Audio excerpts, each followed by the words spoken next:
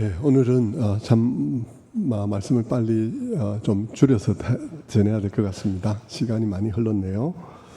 오늘은 산상수훈에 나오는 삶에 관한 말씀의 성격에 관한 얘기를 다시 한번 나누고자 합니다. 이 산상수훈에 나오는 삶의 실천에 관한 말씀들에 관한 얘기는 지난번에도 말씀을 드렸는데, 이 마태복음 5장부터 7장에 있는 이 말씀들을 어떤 사람들은 너무 단순하게 생각해서 낭만적으로 생각하면서 이 말씀 너무 좋네, 우리 이렇게 살도록 하자 라고 단순히 말해버리는 사람들이 있습니다. 그런 사람들은 이 말씀이 얼마나 실천하기 어려운 삶인지, 아무나 사라지는 삶이 아니라는 사실을 잘 모르죠. 세상에 좀 더 온유한 성격을 가지고 있는 사람이면 이 삶을 살 수 있을까 하고 생각도 하지만 그렇지 않습니다. 세상에 온유한 것처럼 보이는 사람의 마음속에도 상당한 독한 생각들이 사실은 있기 마련이죠. 이 삶은 은혜로 변화된 사람들의 삶 속에서 조금씩 시작될 수 있는 삶이에요. 시작될 수 있는 삶이란 말은 이 말씀이 우리에게 주어진다 해서 우리가 이 주일 안에 혹은 이 금년 내에 이 말씀을 살 수 있는 것이 아니고, 이 말씀은 우리의 모범, 우리의 실천의 모범이요 목표로 존재하고 있을 뿐, 우리는 거기서 한참 떨어진 곳에서 조금씩 그것을 목표로 나아가는 그런 말씀이다 하는 뜻입니다. 그러니까 어떤 사람들은 이 말씀은 너무 또 실천하기 어려운 말씀이란 사실을 생각하면서, 그래, 이 말씀은 실천하라고 주신 말씀이 아니야, 이 말씀은 우리로 하여금 좌절하게 하는 말씀이지, 좌절한 후에 우리는 안 되겠구나, 예수님을 의지해야 되겠다라고 하면서 예수님으로 나아가게 하기 위한 말씀이라고 생각하는 거예요. 이런 사람들은 또 어디서 약간 주워 들은 말은 있어서 그렇게 생각하는 건데, 우리는 우리의 좌절을 통해서 예수님께 나아가는 것은 사실인데요, 오늘 마태복음 5장부터 7장에 있는 이 말씀이 실천하지 않아도 되는, 실천을 목표로 한 말씀이 아니라는 말은, 우리는 그 말은 받아들일 수 없다는 것이죠. 우리가 좌절하고 우리는 안 되라고 하면서 예수님을 의지하는 자리로 나아가는 그거는 맞긴 한데요, 다른 경우에 다 맞는데, 지금 이 말씀이 그러기 위해서 주어진 말씀이냐라는 점에 있어서는 이 말씀은 그런 말씀은 아니다. 이 말씀은 살아내기 위한 말씀이다 하는 사실을 말씀드리는 것입니다. 그래서 저는 이 말씀이 살아내기 위한 말씀인가, 아니면 우리에게 좌절을 먼저 경험하게 하기 위한 말씀인가 하는 부분에 대해서 우리가 말을 할 때 함부로 말하는 것이 아니다, 이것은 상당히 엄밀하게 얘기를 해서 연구를 해서 말해야 하는 것이다 하는 사실을 여러분에게 조금 전해드리고 싶어요. 그래서 약간 딱딱할 수도 있는데, 그렇게 말하는 이유는 우리가 교회 다니면서 해야 하는 말들이 그냥 성경 읽고 당장 드는 느낌으로 이렇게 말을 하는 종류의 말이어서는 안 된다는 말씀을 드리는 거예요. 여러분이 오늘 이 설교를 충분히 이해하든 충분히 이해하지 못하든 한 가지 여러분이 머릿속에 남는 것이 있어야 되는데, 그건 뭐냐 그러면 교회가 입장을 정하거나 아니면 기독교가 어떤 입장을 정하는 것이 단순하게 말씀 읽고 느낌으로 하는 것은 아니구나 하는 것을 여러분이 알아야 한다. 그래서 여러분이 앞으로도 여러분의 입장을 정하거나 교회의 어떤 결정들을 해가려 할 때 여러분 성경을 들여다보면서 면밀하게 연구를 해야 된다는 것이에요. 베레아 사람들이 말씀을 들을 때 말씀이 과연 그러한가 하고 연구했던 것처럼 말입니다. 사실 저는 여러분이 그것만 조금 느껴도 그것도 하나의 일종의 교훈일 수 있다고 생각해요. 이 설교라는 것이, 혹은 목사의 어떤 목사 입장 표명이라는 것이 그냥 단순하게 이루어지는 것이 아니라는 사실을 여러분은 적어도 이해하셔야 한다는 것이죠. 그건 마치 이 설교라는 것이요, 마치 이거와 같아요. 여러분이 우리 주부들께서는 너무 잘 아실 텐데, 우리 여성 성도님들께서는 너무 잘 아시는데, 집에서 반찬 준비하는 거 비슷하거든요. 음식 준비하는 거 비슷해요. 음식 준비할 때 얼마나 고민합니까? 오늘은 뭐 할까? 뭐 하면서 고민해서 음식을 준비하죠. 그런데 준비해서 상에 딱 올려놓으면요, 먹는 사람들이 아무 생각 없이 허무하게 딱 먹어버린다고. 허무하게 아무 생각 없이 딱 먹어버리고 그냥 아무 얘기도 안 해요. 그냥 뭐 맛이 어땠냐 그래 물으면 그냥 잘 먹었는데 뭐 먹는데 이렇게 이제 얘기를 하게 되는 거죠. 여러분, 설교가 그래요. 한 설교가 나오기 위해서, 한 입장이 나오기 위해서는 굉장히 많은 연구와 성경의 백그라운드를 통해서 그 입장이 나오는데, 듣는 사람은 설교를 들으면서 잘 들었다 그러면서 간다 이 말이 똑같아요. 비슷해요. 그래서 저는 여러분들이 목사님들이 어떻게 수고하냐 이걸 알으라 이 말이 아니고, 우리가 입장을 정하는 이 입장이 항상 무엇을 말할 때 성경의 백그라운드가 분명해야 된다 하는 것을 생각해야 되고, 그리고 그 입장 위에 서야 한다는 것을 말씀드리는 것입니다. 오늘 제일 먼저 그것을 살펴보기 위해서 우리는 산상수훈이 이렇게 시작되는 것에 주목해야 되겠습니다. 마태복음 5장 1절에 보면 이렇게 나오죠. 예수께서 무리를 부시고 산에 올라가 앉으시니 제자들이 나온지라 입을 열어 가르쳐 이르시되 심령이 가난한 자는 복이 있나니 천국이 저희 것이다.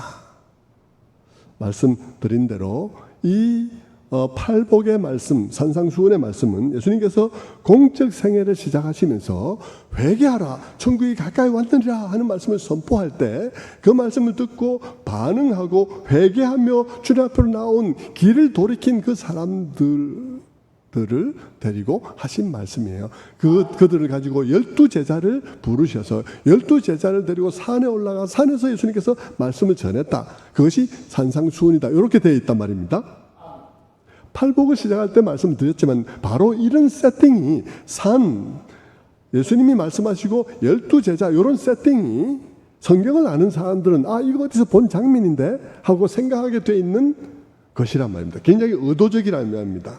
성경은 긴 역사 속에서 기록되어졌는데 뒤에 하는 이 말씀이 앞에 있는 저 말씀과 관계되어졌다는 사실을 연상시키기 위해서 의도적으로 그런 세팅을 만들어서 예수님께서 지금 말씀하고 계신 거라 이 말이죠. 그것은 옛날에 이스라엘 백성들이 출애굽하고 난 뒤에 시내산 아래서 언약 예식을 거행할 때의 모습을 우리들에게 보여주고 있습니다. 그때까지 그들은 이집트에서 종살이를 하고 있었죠. 그런데 하나님께서 모세를 보내서 그들을 해방시키시고 시내산까지 데려오셨습니다. 그리고는 모세를 데리고 산으로 불러 올리셔서 말씀을 주세요. 그 말씀이 무엇에 관한 말씀이냐면 이스라엘 백성들 그들의 정체성, 그들이 왜 여기 있으며 무엇을 위해 여기 있으며 무엇을 위하여 살아야 되는가에 관한 말씀을 주신 거예요. 그 정체성에 관한 말씀이 이 말씀은 이런 것입니다. 출애굽기 19장 5절에 있는 말씀을 보면 세계가 다 내게 속하였나니 너희가 내 말을 잘 듣고 내 언약을 지키면 너희는 열국 중에 내 소유가 되겠고 너희가 내게 대하여 제사장 나라가 되고 거룩한 백성이 되리라 하는 말씀이죠. 그것이 그들의 정체성이에요. 그들을 부르신 목적이 무엇인지를 말씀하고 계신 것이죠. 그들은 그들을 위해서 부른 게 아니에요. 그들은 세상을 위해서 부름받았습니다.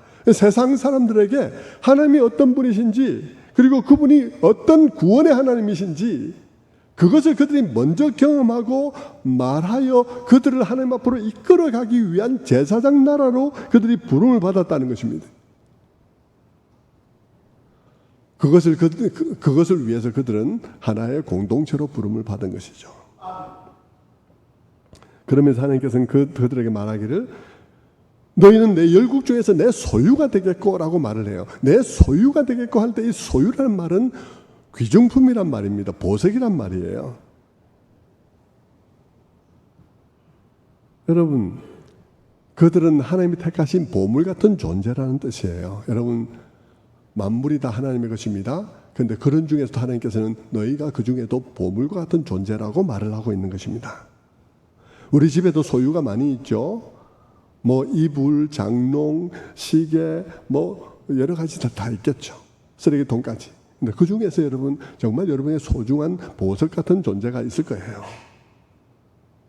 여러분, 하나님께서 그들에게 너희가 그와 같은 존재라고 말하는 것입니다. 그런데 그들이 가치 있는 존재여서는 아니에요. 그들은 이집트의 노예였잖아요.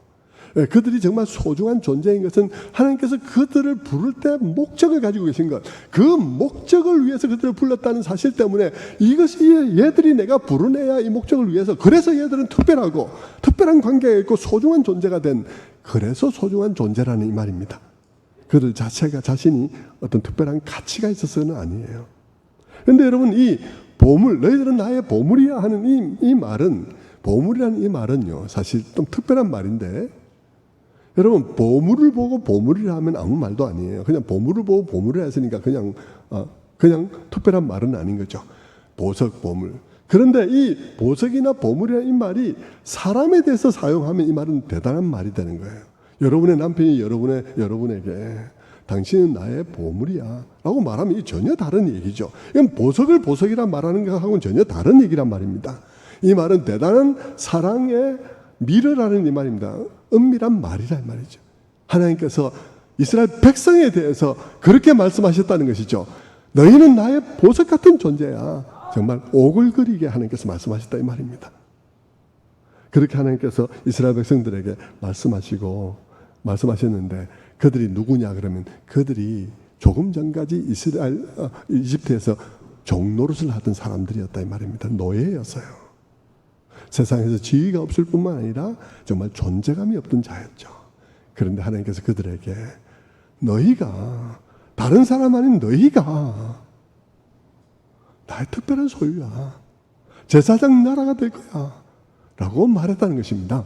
여러분 그것은 다시 신약으로 돌아오면 신약 산상수훈에서 지난주에 들었던 말씀하고 너무 똑같은 상황이에요. 사안이 있죠. 거기서 말씀하세요. 그런데 그들에게 정체성에 관한 말씀을 하는데 신약에서 예수님께서 제자들에게 그 어부고 갈릴리의 무명한 사람들을 가지고 주님께서 다른 사람이 아닌 너희가 바로 너희가 세상의 빛이요 소금이야 라고 말한 것과 동일한 맥락 속에 있다 이 말입니다. 똑같은 얘기가 지금 진행되고 있는 것이죠.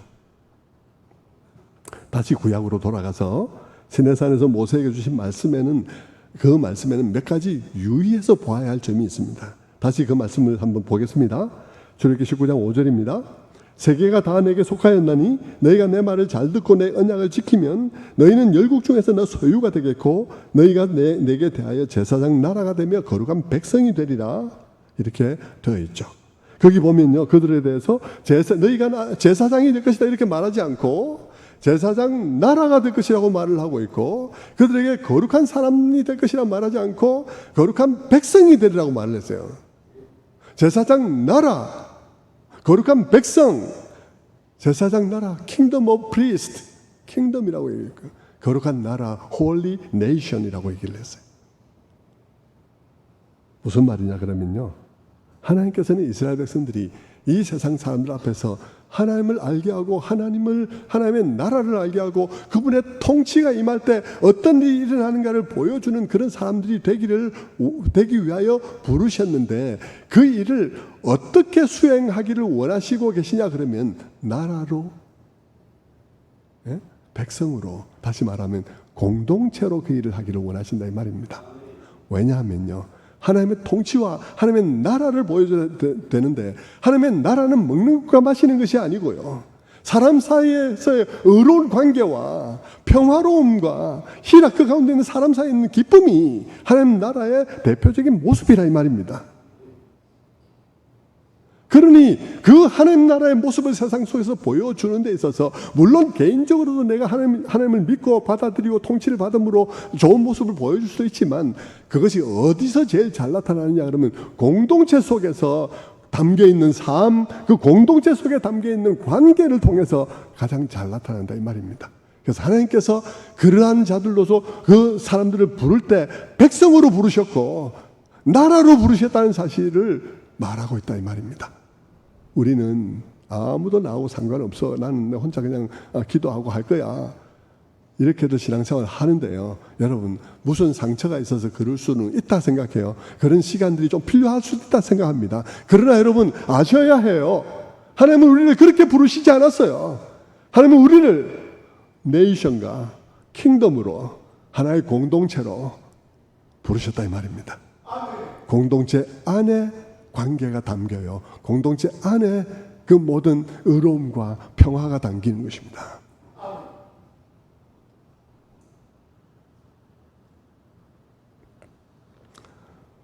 오늘날 교회로 말하면 우리가 교회로서 우리 교회 공동체 속에 서로 우리가 어떻게 관계하며 어떤 삶을 여기에 담느냐 하는 것이 하나님의 관심사라 이 말입니다.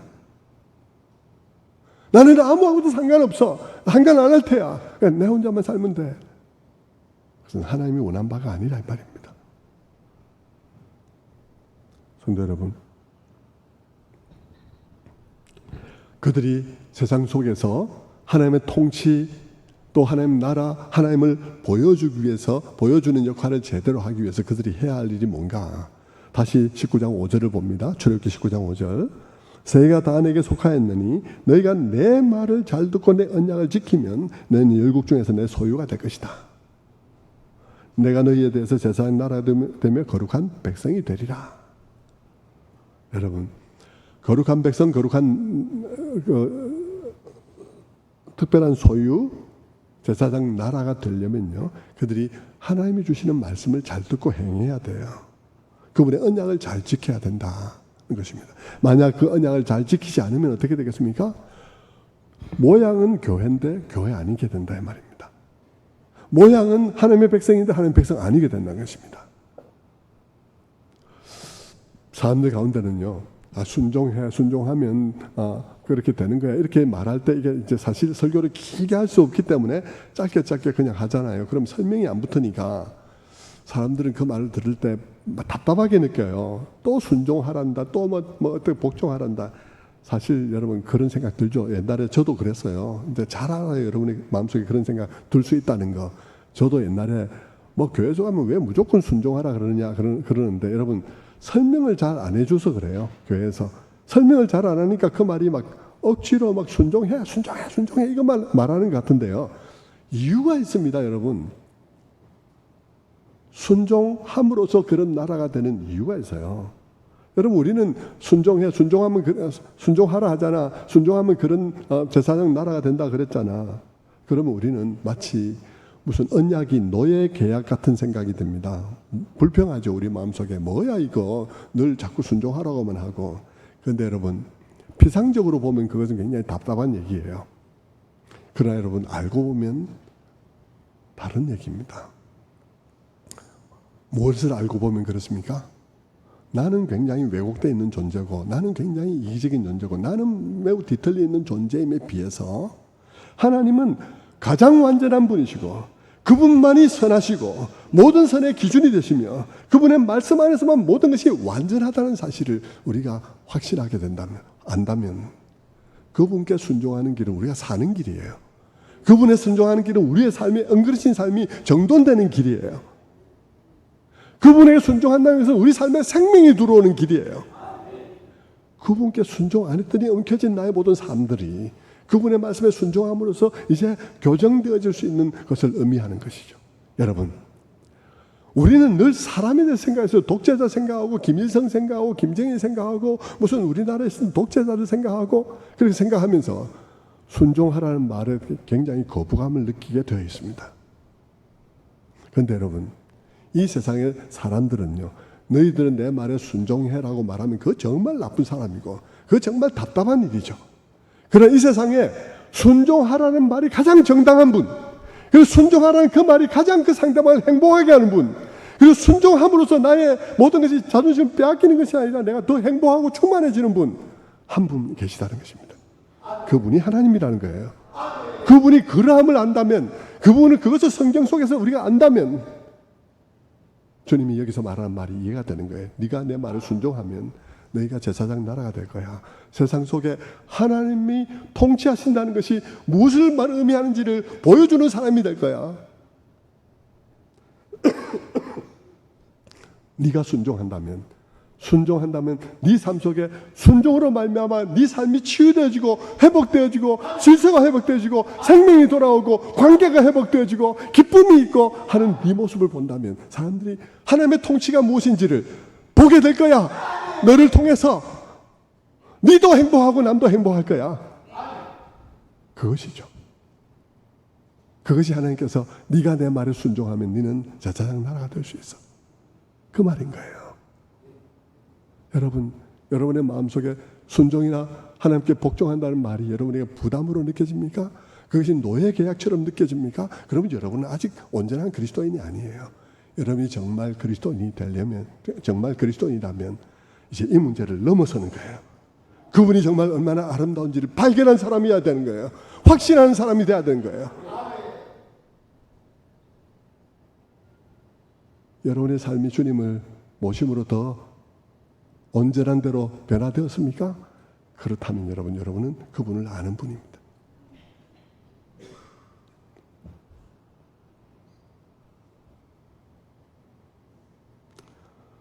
이 세상에서 가장 아름다운 분, 가장 온전한 분, 가장 생명의 원천이고 우리를 가장 기쁘게 하는 분, 우리의 속에 생명의 샘솟게 할 수 있는 분, 모든 생명의 원천, 창조자, 모든 진선미가 그 안에 온전하게 거하시는 분, 그런 분이라면 여러분, 우리가 정말 경치 좋은 곳에 매일 가서 보면 매일 더 기분이 좋듯이 말입니다. 매일 그분을 여러분이 만난다면 여러분이 매일 기분이 좋을 거예요. 여러분이 하나님을 그렇게 알아야 되는 거예요. 그게 주님께서 지금 이스라엘 백성들 불러놓고 내가 너희를 고통 속에 있는 너희를 세상을 회복하는 분이라고 말하면서 세상이 알아야 되지 않겠니? 세상 모두가 다 내 것인데 그래서 세상으로 알게 하기 위해서 내가 너를 불렀다. 다른 사람이 아닌 바로 너, 이집트의 노예였던 바로 너가 나의 은혜와 사랑의 크기를 나타내기에는 너 같은 사람이 필요해.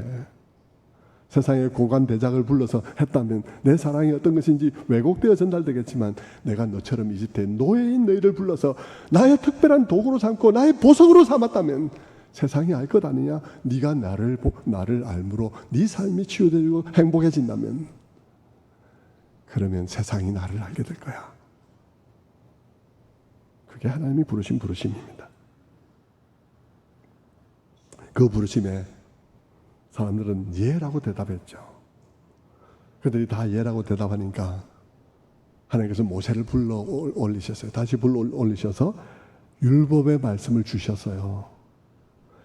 그것이 이스라엘 백성들이 이제 어떻게 살아야 하는지에 관한 말씀을 주셨어요. 그것이 뭐냐? 산 위에서 주신 말씀이니까 구약의 산상수훈인 거예요. 구약의 산상수훈이에요. 신약의 산상수훈과 세팅이 아주 비슷하죠. 그때 그들이 받은 것은 율법입니다. 그 율법은 그들이 제사장 나라로 살아가고 제 역할을 제대로 감당하기 위해서 그들이 살아야 할 삶의 헌장이죠. 삶의 내용이죠. 그 율법은 그들이 살아내기 위해서 주신 말씀이에요. 그 말씀들 속에는 그들의 정체성에 관한 말씀도 있지만 그들이 살아내야 할 삶의 내용이 이어지고 있다 이 말입니다. 그렇게 살아야 구원한단 말 아니에요. 그들은 이미 구원받았습니다. 출애굽했어요. 홍해를 건넜어요. 시내산 안에서 너희가 내 언약 백성이 되겠니? 네, 우리가 그렇게 되겠습니다. 했어요. 그래서 은혜 백성이 됐습니다. 구원 끝났어요. 그런데 그들이 이제 그런 존재로서 하나님의 부르심의 목적에 맞는 존재로서 살아가기 위해서는 어떤 삶을 살아야 할 것인가 하는 삶의 내용이 담겨 있는 것이 율법이라 이 말입니다.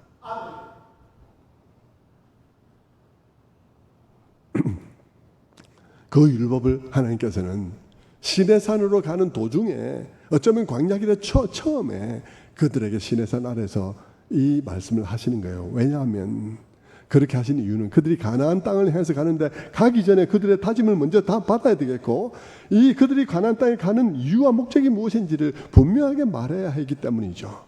그들이 가나안 땅에 가서 가나안 7족속을 몰아내고 그 땅을 차지하고 거기에 하나의 사회를 하나의 네이션을 나라를 형성하는 이유는 뭐겠습니까? 그것은 거기에 세상 모두 고통받고 있는 세상과는 다른 하나의 공동체를 만들기 위한 거예요. 그것은 하나님의 뜻을 반영하는 공동체, 하나님의 통치가 무엇인지를 드러내는 공동체, 그것을 만들기 위한 것이죠. 세상은 이기적인 이기심으로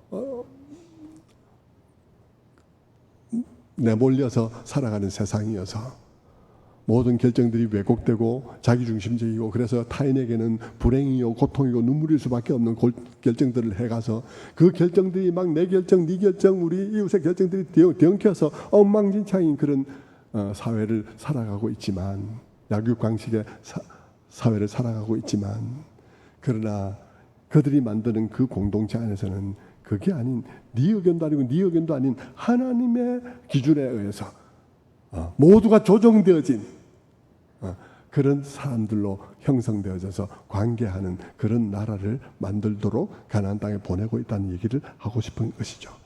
그래서 거기에 남다른 공동체를 만들어서 남다른 가치관에 의해서 세워진 남다른 공동체를 만들어서 하나님 없이 결정한 결정으로 해서 고통스러워하는 세상과는 구별되어지는, 우리가 하나님의 통치를 받아들이니까, 그분의 결정과 그분의 모든 말씀을 받아들이니까 우리는 이런 관계를 우리가 행사하게 되었다, 우리 각자는 이런 존재가 되었다는 것을 보여주기 위한 공동체, 그것을 세우려고 가나안 땅에 간다는 것을 말씀해 주려는 것이죠. 그러니까 그 율법의 말씀은 우리를 옥죄는 불편한 말씀이 아니고, 그 말씀은 하나님이 좋다고 하시는 말씀이 아닌 우리의 행복을 위한 말씀인 것입니다. 신명기 10장 12절 13절 말씀에 이렇게 말씀하시죠. 이스라엘아, 내 하나님 여호와께서 내게 요구하는 것이 무엇이냐? 내가 오늘 내 행복을 위하여 내게 명하는 여호와의 명령과 규례를 지킬 것이 아니냐? 네 행복을 위해서 명하는 여호와의 명령과 규례, 여러분, 율법이 우리의 행복을 위한 것이라고 분명하게 말씀하고 있습니다. 산상수훈의 말씀, 신약의 산상수훈의 말씀은 바로 이 구약식 사건과 평행을 이루고 있어요. 모세가 12지파의 이스라엘 백성들을 모아놓고 시내산 아래 모으고는 율법의 말씀을 전해준 것처럼 신약의 예수님도 새로운 이스라엘의 머리가 될 12명의 제자들을 모아놓고 이 말씀을 가르쳐 주셨습니다. 무슨 뜻입니까? 우리가 오늘 듣고 있는 마태복음 5, 6, 7장의 산상수훈의 말씀은 모세가 전해준 율법과 궤를 같이 하면서도 모세가 전해준 말씀과는 권위를 달리한다는 말씀입니다. 격이 다른 거예요. 그 이유는 시내산에서 모세가 전해준 그 율법은 하나님께 올라가서 모세가 듣고 전해준 거예요. 릴레이 게임을 한 것입니다. 릴레이 게임. 그런데 신약의 산상수훈은 하나님의 아들이신 예수님이 직접 오셔서 말씀을 전해주신 것이라 이 말입니다. 히브리서 1장 1절에 있는 말씀처럼 옛적에 선지자들 통해서 여러 부분과 여러 모양으로 우리 조상들에게 말씀하신 하나님이 이 모든 날 마지막에는 아들을 통하여 우리에게 말씀하셨다 하는 것과 같은 것이죠. 그러니까 여러분, 이 구약의 율법과 신약의 말씀을 생각할 때 우리는 구약의 율법은 이제는 필요 없는 말씀이라고 폐기할 말씀은 아니에요. 그런 말씀 아니고요. 그럴 수 없는 게 구약의 율법도 하나님이 말씀하신 말씀이고 신약의 산상수훈도 예수님이 말씀하신 말씀이니까 둘 다 폐할 수가 없죠. 그런데 다른 게 있습니다. 뭐냐 그러면 구약의 율법은요, 그 말씀을 전해준 사람이 모세라는 거예요. 여러분, 모세라는 매개체가 개입이 되게 되면요, 매개체의 한계가 곧 한계예요. 매개체가 성능이 떨어지면 곧 전달되는 것도 성능이 내용도 감소될 수밖에 없는 것이죠. 여러분, 마치 여러분 설교자가 삶이 엉망이다 그러면요, 설교가 떨어질 수밖에 없어요. 왜냐하면요, 전할 수 없는 말이 너무 많은 거죠. 이것 빼고 저것 빼고 하다 보면요, 죽도 밥도 아닌 말씀이 될 수밖에 없는 것과 마찬가지 비슷하게 말이죠. 마치 여러분 전기가 흘러가는데요, 전선이 퀄리티가, 그 품질이 좋아야 전기가 제대로 전달되지 않겠습니까? 근데 전선이 품질이 너무 나쁘다 그러면 전기가 제대로 전달이 안 되겠죠.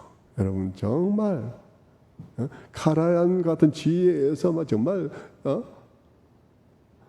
유명한 그런 오케스트라가 연주한 음악이라도 여러분, 그것을 들으려 할 때 그 오디오 기기가 성능이 나쁘면 제대로 전달이 안 되는 것과 같은 거예요.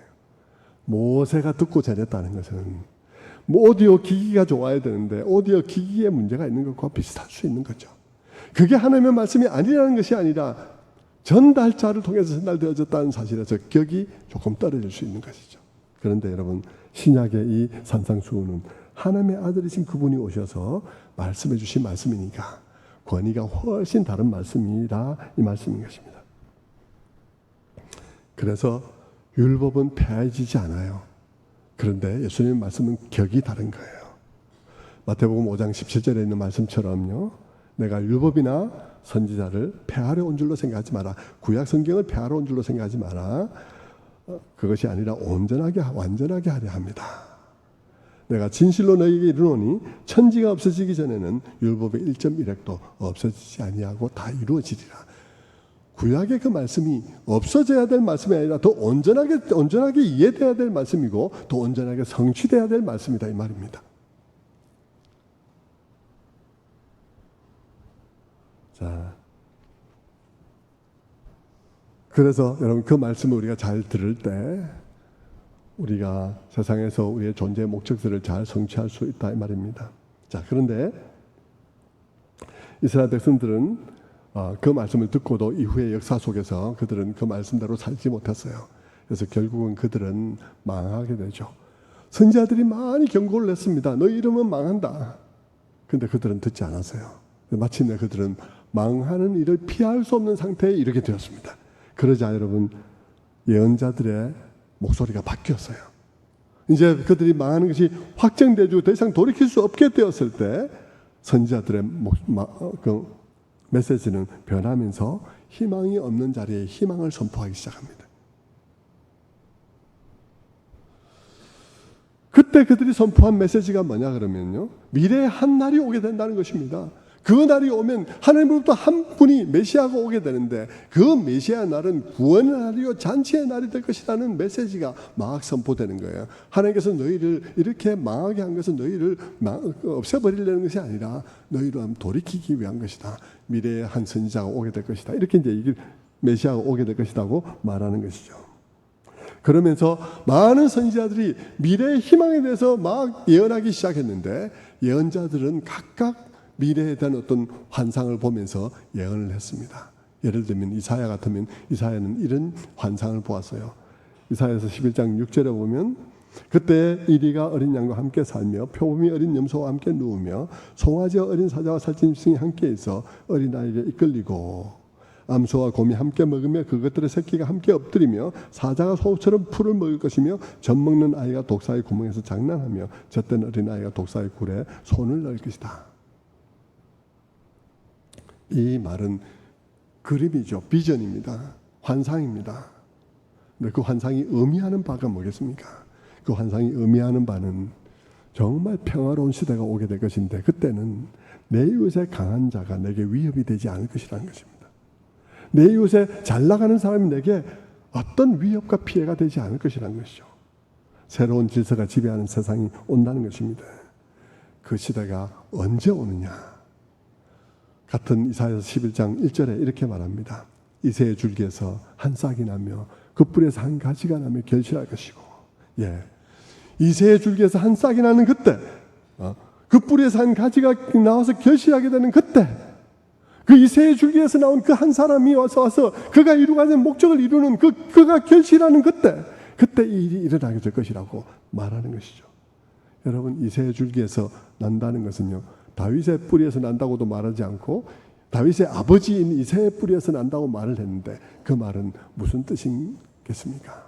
그 말은 이스라엘이 망하되 철저하게 망해서 희망이 안 보인다는 것입니다. 다윗 왕에게 희망을 두고 다윗 왕조가 회복될 것이라고 기대하며 다윗 왕조를 바라보는데 다윗 왕조는 아예 보이지도 않고 더 땅을 파야 희망이 나오는데 어디까지 파야 되냐면 다윗의 아버지까지 파야 나온다는 정도로 희망이 사라지는 시대가 될 것이라 이 말이죠.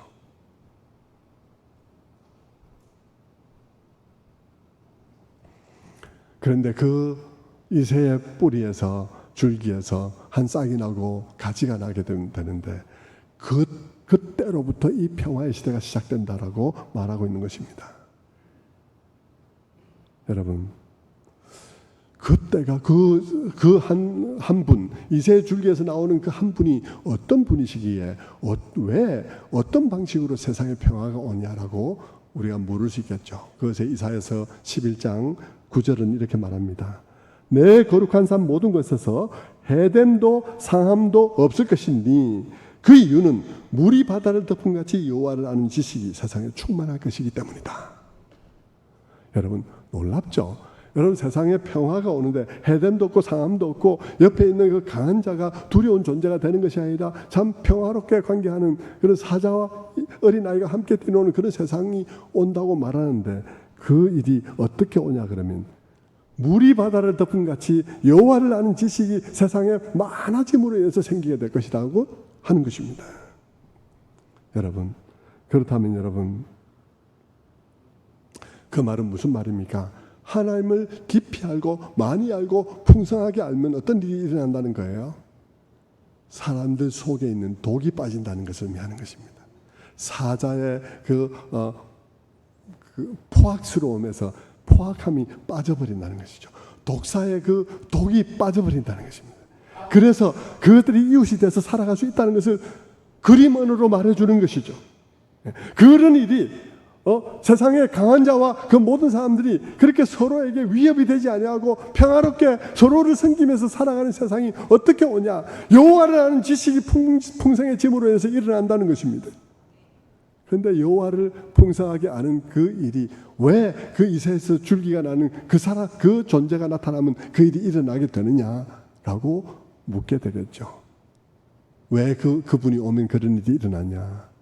그 이유는 그분이 하나님의 아들이기 때문이에요. 하나님의 아들이 오셔서 모세가 말한 것처럼 말하지 아니하고 하나님이 오셔서 하나님이 이 땅에서 삶을 살면서 그분의 삶으로 하나님을 보여주고 가르침으로 그 하나님 나라를 가르치며 뿐만 아니라 십자가의 죽으심으로 하나님의 사랑을 우리에게 드러내시니 하나님의 아들이 오셔서 직접 보여주시는 그 하나님에 관한 풍성한 은혜가 우리를 변하게 한다는 것입니다. 십자가의 그 은혜, 십자가에서 죄를 미워하시는 하나님의 그 처절한 죄에 대한 심판과 그것을 받아내시는 하나님의 아들의 모습을 보는 가운데 우리는 우리의 죄를 깨닫게 되고 우리의 가난함을 깨닫게 되고 우리가 눈물을 흘리게 되며 우리의 마음이 온유해지고 우리의 마음이 의를 사모하고 목마르게 될 뿐 아니라 그분을 통해서 하나님에 대해서 깊이 알고 십자가의 은혜 안에서 우리는 긍휼함을 배우고 말이죠. 하나님을 보게 되는 거예요. 마음이 정돈되는 거예요. 평화의 사람이 되는 거예요. 그것이 이 메시아의 때에 일어나게 된다는 것입니다.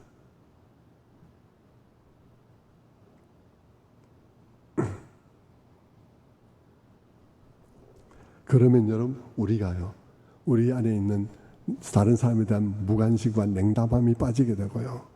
우리 안에 누가 어찌됐든지 상관없이 내만 배를 세우면 된다는 그런 포악함과 긍휼 없는 마음들이 사라지게 되는 것이죠.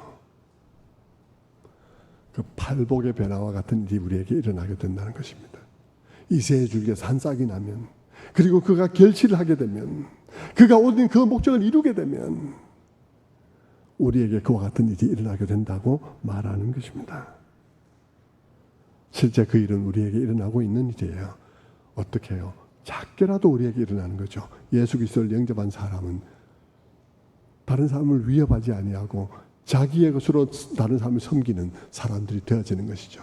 그리고 그 일은 나중에 예수 그리스도의 그 일이 진짜 결실을 맺게 되는 그때에 완전하게 이루어지는 일들이 일어나게 될 것이라는 것입니다. 엄청 달려왔습니다. 그래서 이제 말씀을 맺어야 되겠습니다. 아침에 엄청 길게 했는데 상당히 짧게 마쳤습니다. 안 짧은 모양이죠. 네, 그렇습니다. 말씀을 마무리하겠습니다.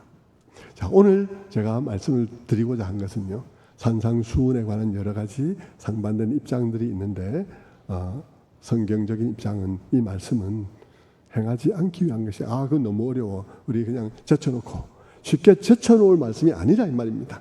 그 말씀은 우리가 지금 당장 그 수준의 삶을 살지 못한다 할지라도 내가 살아가야 할 목표로서 저 계단 1000계단 위에 저 위에 꼭대기에 있는 목표일지라도 그 말씀은 우리 앞에 있어야 되고 우리 공동체 안에 있어야 될 말씀이라는 것입니다. 우리 공동체가 그것을 위해 부름받았다는 것이에요. 우리 평촌 세순 공동체 이제 앞으로 살아갈 때 말이죠.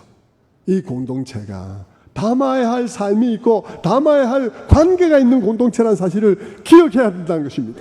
이 산상수훈은 그 모든 것에 높은 목표에, 비록 높아서 지금 당장 그것이 내게 엄두가 안 난다 할지라도 여전히 그것은 우리 앞에 있어야 되는 것입니다.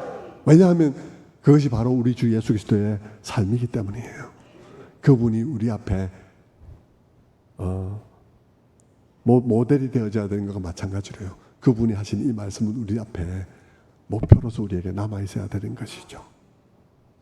그래서 여러분이 주님께서 우리에게 원하시는 바는 우리가 이 팔복의 은혜를 계속해서 받으면서 계속해서 더 가난해지고 더 애통하고 더 온유해지고 하는 이 과정을 거쳐서 우리가 변화되어지는 만큼이나 우리가 더 다른 사람을 향해서 산상수훈의 삶을 살아갈 수 있게 된다 하는 사실을 우리 마음에 기억해야 하는 것이죠. 성도 여러분, 산상수훈 어려운 수준 높은 말씀이지만 삶을 위한 말씀입니다. 그것은 구약으로부터도 그랬어요. 다음 시간에 이 부분에 대해서 다시 조금 더 이어서 말씀을 드릴 텐데요. 오늘 여러분 분명하게 여러분 마음속에 산상수훈 이 삶이 우리에게 몇 %라도 담겨야 하는 것이구나 하는 것을 여러분의 마음속에 새길 수 있게 되기를 바랍니다. 네, 기도하겠습니다.